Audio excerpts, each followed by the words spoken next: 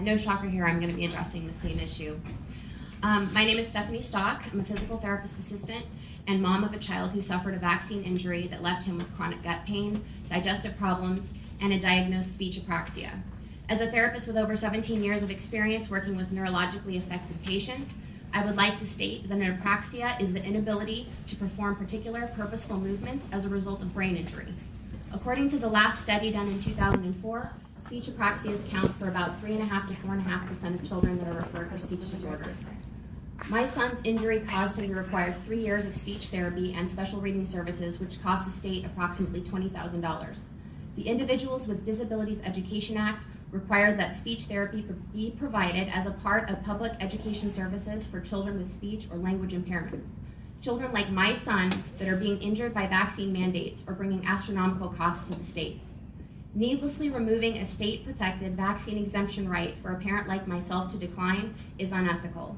Vaccines may save some lives, but they are also a medical procedure that can cause harm. A state agency has no authority to supersede Ohio law by making a child's access to daycare or preschool contingent upon a forced medical procedure.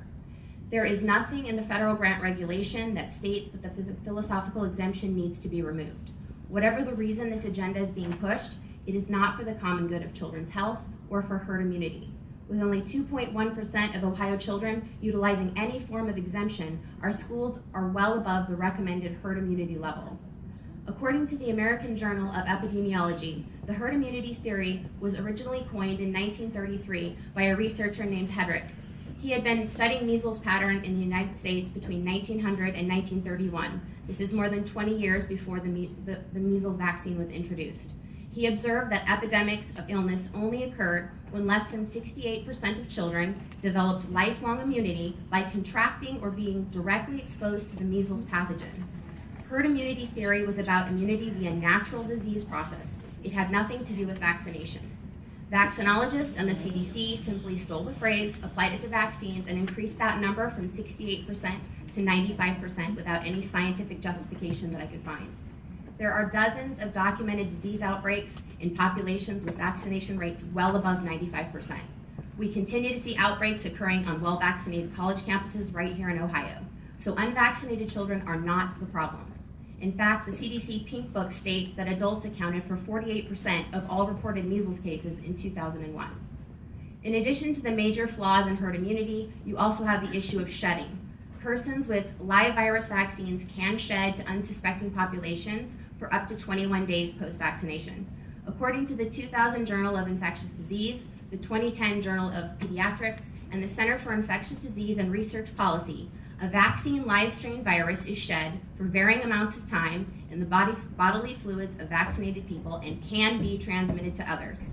St. Jude's Hospital inpatient visiting guidelines openly states, it is recommended for your immune-suppressed child to avoid contact persons of the following: those that have recently received a chickenpox vaccine and have a rash, those who have received an intranasal flu vaccine within 1 week, contact with an infant that has recently received a rotavirus vaccine, or one that has received an oral polio vaccine, which we no longer use in the US, but there are people with foreign relatives that might have taken that vaccine.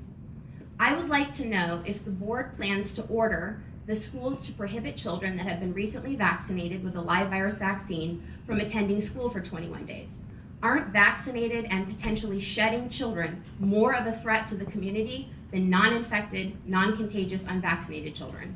Could someone on the board please explain to us why you are so anxious to override state law to protect immunized children from exposure to less than 1.8% of their non-infectious peers attending school with the reasons of conscience exemption?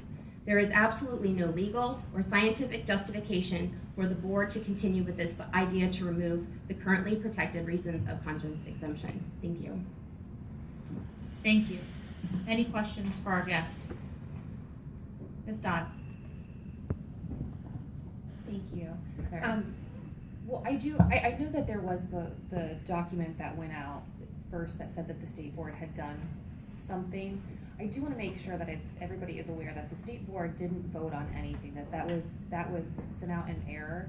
And I know that it's hard to recommunicate things, but I don't think the board took a position on anything yet, but I do hope that once we get the information from the department that maybe we can have well, I don't even know if it's appropriate for us to have a conversation, because I don't even know what the departments will be doing, 'cause it kind of sounds like it's Job and Family Services, and more so than the department, but I just want to make sure that it's clear that the board didn't take any action on it. Well, you haven't taken any physical or voting action, but all forms are being submitted to all of these preschools and daycares. They're with Ohio Department of Education titles on them, and they're being sent out as official forms. Therefore, in writing, it does look like you've made a decision according to all the parents that are receiving these forms. As far as they're concerned, you voted.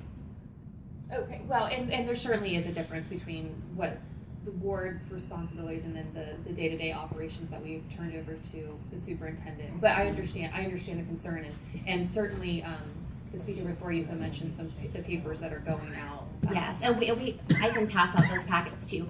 Would you guys be willing to state that you would correct all the forms that have currently gone out until you do vote? Because right now all the forms state there's no philosophical exemption, and that's coming from the Department of Education, the head department. So that's you guys. Can we get someone to say, yes, we will correct those forms until we have voted on this issue, so that parents can know they're utilizing their full right under state law? Mrs. Dodd, in response to the question, if there have in fact been changes to the forms on our website made pursuant to the misinformation that was distributed, we will rectify that. You will. Great. Thank you. But I do want to emphasize the same point, that the department accepts full responsibility for whatever miscommunication occurred. It has had nothing to do with any action taken by the board. I recognize the witness has made that statement, but again, I want to publicly articulate that at no time did this board take any action. Any deficiencies in terms of communication or miscommunication are entirely on the part of the department and myself. Thank you. Anything else for our guest? If not, thank you very much. Thank you.